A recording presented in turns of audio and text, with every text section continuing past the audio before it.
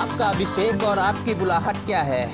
Praise Lord, जय मसीह की। प्रभु का धन्यवाद करता हूँ कि परमेश्वर के वचन को लेकर हाजिर हूँ और आज हम अभिषेक के विषय में बात करना चाहते हैं कि हमारे जीवन में हम पर और हमारे जीवन में परमेश्वर का अभिषेक किस लिए हुआ है, परमेश्वर की बुलाहट क्या है, हम किस लिए बुलाए गए हैं और परमेश्वर का अभिषेक किस लिए हुआ। जो अभिषेक हमारे जीवन में हुआ है, क्या हम उसका सही उपयोग कर रहे हैं या हम अभिषेकित लोग, हम जो अभिषेक से भरे हुए, जो परमेश्वर का अभिषेक हम पर हुआ है, क्या उस अभिषेक में होकर हम परमेश्वर का काम कर रहे हैं या अपने जीवन को संसार की चीजों में व्यस्त करके, संसार की चीजों में उलझाकर अपने जीवन को बर्बाद कर रहे हैं। क्या हमारा अभिषेक सिर्फ इसीलिए हुआ है कि हम अपने आप को इस संसार की चीजों में उलझा दें, संसार की बातों में उलझा दें, संसार की हर एक चीजों में अपने आप को फंसा ले? क्या इसीलिए हुआ है? या दुनिया अपने संसार देखते हैं आज दुनिया में किस तरह लोग संसार की चीजों में फंसे हुए हैं, संसार की हर एक चीज जो उन्हें फंसा रही है। मैं ये चाहता हूँ कि परमेश्वर का जो अभिषेक आप पर हुआ है, क्या अभिषेक इसीलिए हुआ कि आप संसार की चीजों में उलझे रहें या परमेश्वर की काम को,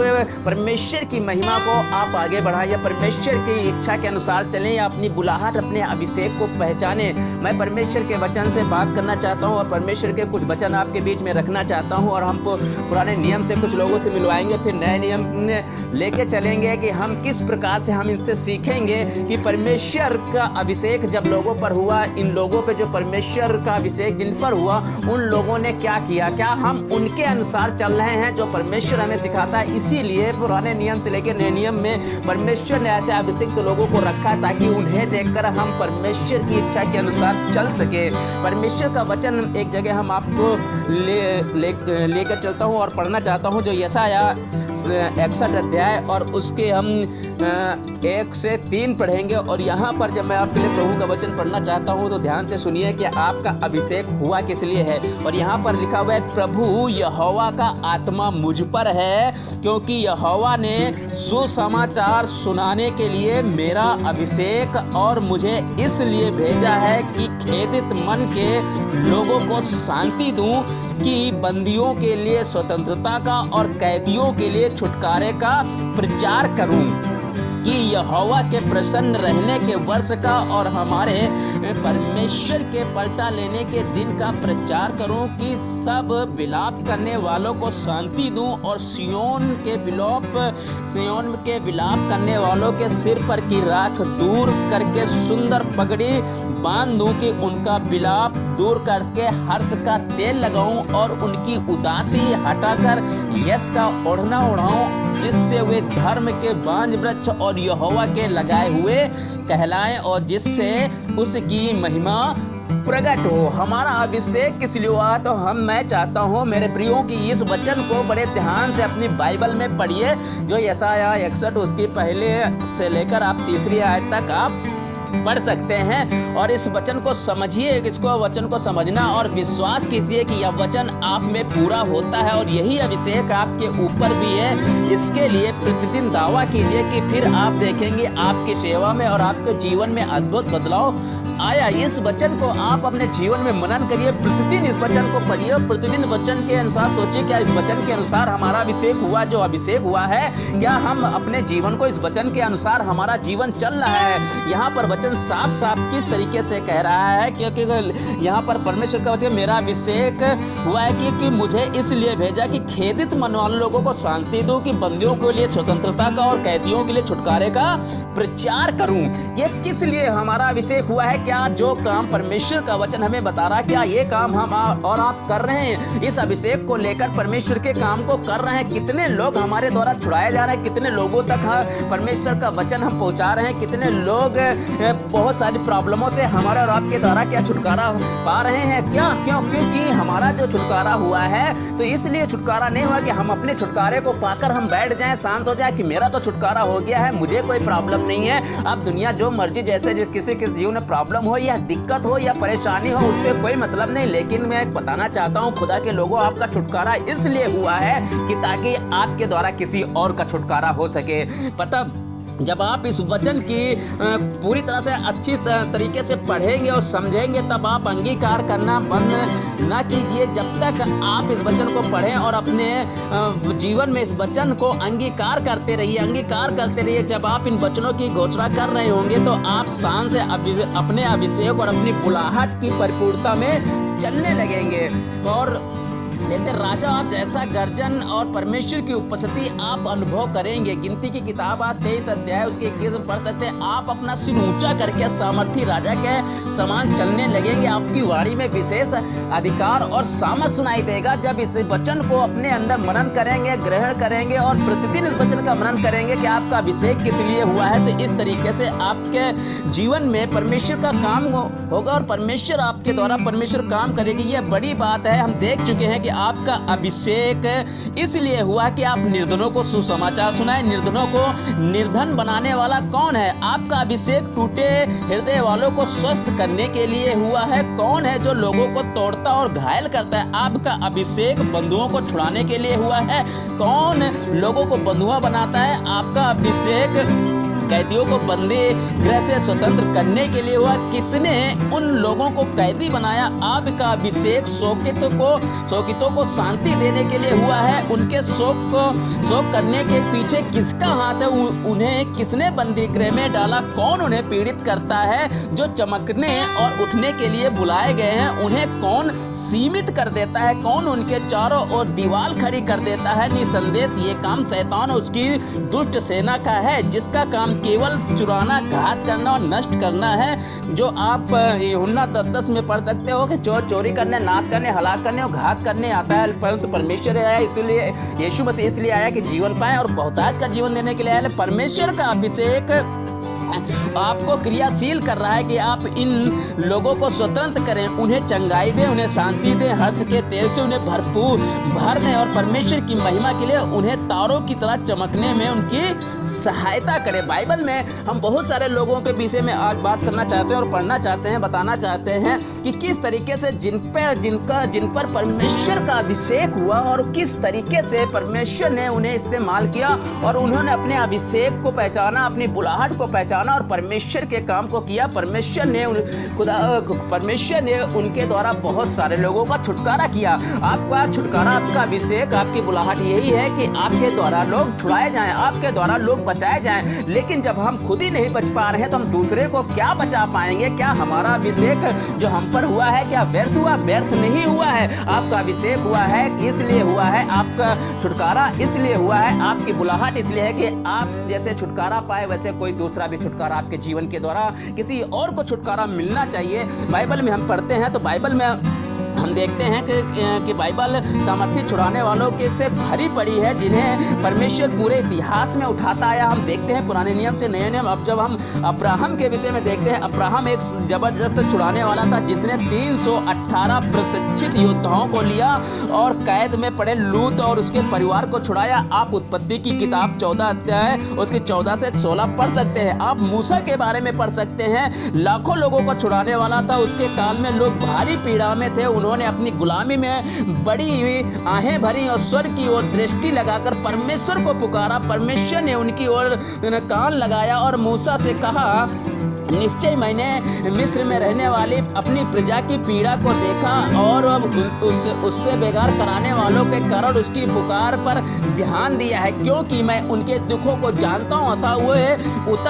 अतः मैं उतर आया हूँ कि उनको मिस्रियों के हाथ से छुड़ाऊं और उस देश में से निकाल कर एक अच्छे और सही देश में लेकर जाओ, उस देश में पहुंचाओ, जो अर्थात ऐसे देश में जिसमें दूध और मध की धाराएं बहती हैं, जो कनानियों, हित्तियों, परिज्जियों और एमोरियों, परिज्जियों और हिब्बियों और बेसियों का देश है। इसलिए अब मैं तुझे फिरौन के पास भेजता हूँ, जिसे कि तू मेरी प्रजा अर्थात इस्राएलियों को मिस्र देश से निकाल लाए। आपका छुटकारा किस लिए हुआ है? आप किस लिए मिस्र से निकाले गए हैं? किस लिए आप बंधुआई से निकाले गए हैं? किस लिए आपका छुटकारा हुआ है कि आप भी मिस्रियों को जो बंधुआई में पड़े उन्हें निकाले? आप निर्गमन की किताब 3 अध्याय 7 से आप पढ़ सकते हैं। यह संक्षेप में कहा जा सकता है कि जितने भी अद्भुत काम मूसा ने किए हुए इसलिए किए कि परमेश्वर की प्रजा शत्रु से छुड़ाई जाए। वह प्रतिज्ञा किए हुए देश में जाकर उस पर कब्जा कर सके। मूसा के ऊपर छुटकारे का अभिषेक था।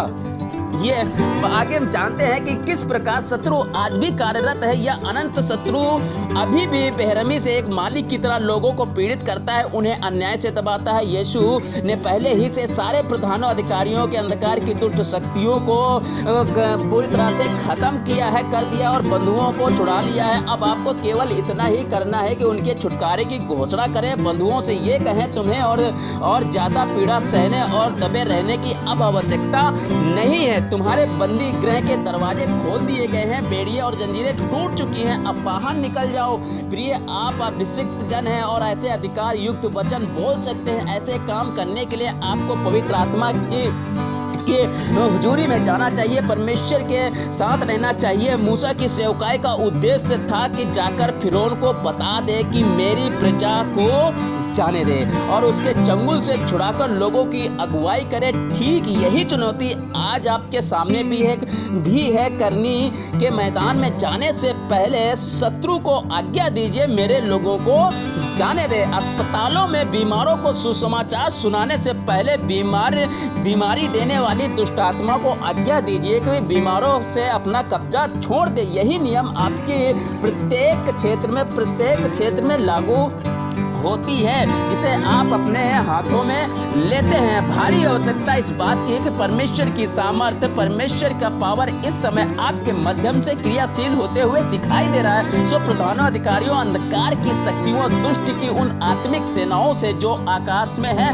संघर्ष कीजिए और यीशु के नाम में उनकी सारी संपत्ति को लूट लीजिए। आपकी पवित्र आत्मा की सामर्थ्य के बराबर किसी भी दुष्ट आत्मा की शक्ति नहीं है। क्या आप बता सकते हैं वे कौन है जिसने उनकी भीतरी शांति और आनंद को छीन रखा है, जो दुष्ट आत्मा ने उनके जीवन को बर्बाद कर रखा? कौन है? किसने वह बहुमूल्य चीजें जो आपके अंदर परमेश्वर रखता है कौन छीनने की कोशिश करता है? आप देख सकते हैं परमेश्वर का वचन हमें बहुत चीजों से उत्साहित कर सकता है और आज ऐसे लोगों को जरूरत है जो परमेश्वर चाहता है कि ऐसे लोग उठ खड़े हों, जो ऐसे लोगों को चुराए, जो शैतान आनंद चुरा रहा है, लोगों के जीवन से खुशी गायब कर रहा, उस आनंद को फिर से उनके जीवन में लेकर आए। कहाँ है ऐसे लोग जो ऐसे पीड़ित लोगों को छुटकारा दे सके? आज बहुत से प्रचारक पाए जाते हैं पर कहाँ है विश्वासी जो छुड़ाने वाले हैं? परमेश्वर आपकी इसी महिमापूर्ण सेवकाई के लिए बुला रहा है। यहोशू भी एक छुड़ाने वाला था, जैसे कि मूसा था। इस्राएलियों का सेनापति होने के नाते उसने कनानियों, यबूसियों और अन्य अनेक शत्रुओं का सामना किया था ताकि उन्हें पराजित कर परमेश्वर की प्रजा को प्रतिज्ञात देश की अधिकारी बना सके। हम कैसे शत्रु की भूमि पर बिना उन्हें यीशु के नाम से निकालने का अधिकार कर सकते हैं? निसंदेह क्रूस पर विजय प्राप्त कर ली गई है, लेकिन सवाल यह है कौन उस विजय को आगे बढ़ाने वाला है? यही कारण है कि हमें अभिषेक की आवश्यकता है, जैसे कि मूसा और यहोशू का अभिषेक था हमारे ऊपर, तो मूसा और यहोशू से भी उत्तम अभिषेक है। हालेलुया।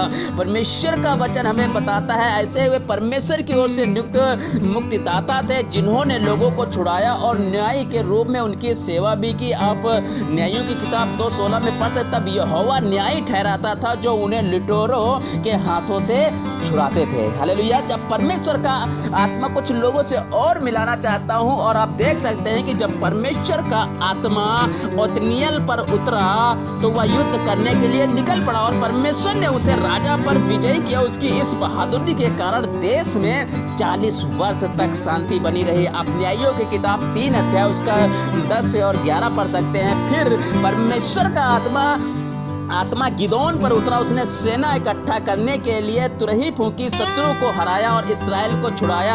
आप न्यायों की किताब 6 अध्याय उसके 34 पढ़ सकते हैं। फिर यहोवा का आत्मा इप्ता पर उतरा, हुआ अमोनियों के विरुद्ध निकल पड़ा और इस्राएल को छुड़ाया। न्यायों की किताब 11 अध्याय 29 और 30 पढ़ सकते हैं। फिर यहोवा का आत्मा सिमसोन पर उतरा, पवित्र आत्मा की सामर्थ से उसने परमेश्वर की प्रजा को फलिस्तियों के हाथों से छुड़ाया और उन पर न्याय करता रहा। न्यायों की किताब आप 15 अध्याय उसके 14 पद। मैं अधिक की सच्चाई पर बल नहीं दे सकता कि पवित्र आत्मा कि सामत आपके साथ भी है ताकि आप बंधुओं को छुटकारा का संदेश और लोगों को छुड़ाएं। जिस प्रकार गिदोन ने इस्राएली सेनाओं को एकत्रित किया, उसी प्रकार पवित्र आत्मा भी अपनी सेना एकत्रित कर रहा है। इन दिनों युद्ध के लिए तुरही का शब्द हर जगह सुनाई दे रहा है। परमेश्वर की सेना विजय के नारे लगाते हुए निकल पड़ी। पवित्र आत्मा की गूंज शत्रु सेना को व्याकुल कर रही है और कुछ नहीं बल्कि पवित्र आत्मा के सामर्थ की लड़ाई है। जब परमेश्वर का सामर्थ, परमेश्वर का अभिषेक आपके ऊपर है तो गरजने वाले सिंह भी आपके सामने एक मेमने के समान दुर्बल हो जाते हैं। आपने पढ़ा होगा एक बार एक गरजता हुआ सिंह सिमसोन के सामने आया था। आप पढ़ सकते हैं न्यायों की किताब उसका 14 उसके 6 में पढ़ सकते हैं कि किस प्रकार यहोवा का आत्मा उस पर ऐसी प्रबलता के साथ उतरा के खाली हाथ होते हुए उसने ऐसे चीर दिया जैसे कोई बकरी के बच्चे को चीर डालता है। आपका अभिषेक इसलिए हुआ है कि आपके साथ जो आपके अंदर सामर्थ्य इसलिए आई है कि आप भी शैतान की हर एक ताकत को खत्म कर डालें, शत्रु की हर एक ताकत को चीर डालें। अब यहाँ पे देख कैसी अद्भुत ताकत थी, खाली हाथ हुए भी आप पवित्र आत्मा के सामर्थ्य द्वारा अद्भुत काम कर सकते हैं। इसी वक्त हमें परमेश्वर की सामर्थ को प्राप्त करना चाहिए, उसकी खुशी के गीत गाने चाहिए, ना बल से ना शक्ति से परंतु मेरे आत्मा के द्वारा। सेनाओं का यहोवा यही कहता है। आपको सिर्फ ये बात मन में जमानी रखनी चाहिए कि परमेश्वर की जो सामर्थ आप में है वह शत्रु की ताकत से कई गुना अधिक है। विश्वास के महान संत स्मिथ विश्लेषण का कहता है कि मैं बाहरी तौर पर नहीं परंतु भीतरी तौर पर हजारों गुना ताकतवर हूँ। पवित्र आत्मा से परिपूर्ण मनुष्य परमेश्वर की सामर्थ से परिपूर्ण होता है। पवित्र आत्मा से परिपूर्ण महिला परमेश्वर की सामर्थ से परिपूर्ण होती है। अतः अपने आप को पवित्र आत्मा की महान सामर्थ के अधीन कर दीजिए। यदि आपके पास स्वर्गदूतों की सामर्थ है तो यह सामर्थ शैतान की ताकत के बराबर होगी, क्योंकि गिराए जाने से पहले वह भी एक स्वर्गदूत था। लेकिन आपके पास जो सामर्थ है वह सर्वशक्तिमान की सामर्थ है। शैतान कभी भी आपके अंदर की सामर्थ की बराबरी नहीं कर सकता है जो परमेश्वर की सामर्थ आपके अंदर है। फलिस्तियों के सरदारों ने ऐसी 7 नई तांतों से जो सुखाई नहीं गई थी सिमसोन को बांध दिया था, परंतु सिमसोन ने परमेश्वर की आत्मा में उन 7 तांतों को ऐसे तोड़ दिया जैसे सन का धागा आग छूते ही टूट जाता है। न्यायों 16 उसकी 8 और 9 पढ़ सकते हैं। यही वह सामर्थ है जो शत्रु के टुकड़े टुकड़े कर देती है। जब यही सामर्थ आपके द्वारा कार्य करती है तो सारे बंधन सन के उस धागे के समान टूटकर गिर जाएंगे जो आग छूते ही टूट जाते। इन अंतिम दिनों में पवित्र आत्मा ऐसे ही स्वतंत्र करने वाले को खड़ा करने की खोज कर रहा है। राजाओं और नबियों ने निरंतर परमेश्वर की प्रजा को शत्रुओं के फंदों और उनकी पकड़ से छुड़ाया था। इसलिए उनका राजाओं के और नबियों के रूप में विशेषकर अभिषेक हुआ था। सभी अभिषिक्त जन अपना कर्तव्य समझते थे और उन्होंने अपने अभिषेक का प्रयोग स्वयं को छुड़ाने में और साथ ही दूसरों को भी छुड़ाने में किया। जिन्होंने अपने अभिषेक की अपेक्षा की वे शत्रु के द्वारा पकड़े जाकर नाश किए गए हैं। आपका सामर्थ किस लिए हुआ है खुदा के लोगों, आप किस लिए बुलाए गए हैं, ये आप पर निर्भर करता है। परमेश्वर की सामर्थ का जो आपका अभिषेक हुआ है वो कोई मामूली अभिषेक नहीं हुआ है कि आप छुड़ाए गए और आपके द्वारा आपके द्वारा कोई बचाया जा रहा है, क्या आपके द्वारा कोई जीवन पा रहा है, क्या किसी के पास परमेश्वर का वचन पहुंच रहा है। या आपका अभिषेक इसलिए नहीं हुआ है कि आप संसार की चीजों में संसार में अपने आप को खो दो और संसार की चीजों पे मन लगाओ। आगे हम इसे और आगे कंटिन्यू करेंगे और आइए अभी के लिए हम दुआ करते हैं और प्रार्थना करते हैं और प्रभु के हाथों में सौंपते। खुदावंत तेरा धन्यवाद करता हूँ कि तेरे वचन ने हमें सिखाया कि हमारा अभिषेक किस लिए हुआ है। क्या हमारे द्वारा अब तक कोई बंदी छुड़ाया गया है, क्या हमारे द्वारा कोई अभी तक परमेश्वर के वचन को सुना है, क्या हमारे द्वारा परमेश्वर किसी का जीवन बचा है। अगर नहीं तो परमेश्वर तेरा वचन हमारे जीवन में काम करे, तेरे वचन को हम लेकर चले, तेरे वचन की मनन करें और खुदा बाप हम तेरे नाम से परमेश्वर जैसे हम छुड़ाए हैं, जैसे हम बचाए गए, जैसे हमारे खुदा बाप चाहता हूँ कि हमारे द्वारा परमेश्वर और भी 100 लोग छुड़ाए जाए। परमेश्वर अपना अभिषेक हमें दे, अपनी सामर्थ दे, ताकि इस संसार में तेरे नाम से खड़े होकर और बहुत सारे रूहों को तेरे करीब ला सके, तेरे नाम से जीत सके, तो बहुत लोगों को छुटकारे का कारण बन सके। प्रभु आप हमारी मदद करें, सहायता करें। धन्यवाद करते हैं। इस प्रार्थना को खुदावंद यीशु मसीह के नाम में मांगते हैं, आमीन। खुदा आप सबको आशीष दे। God bless you.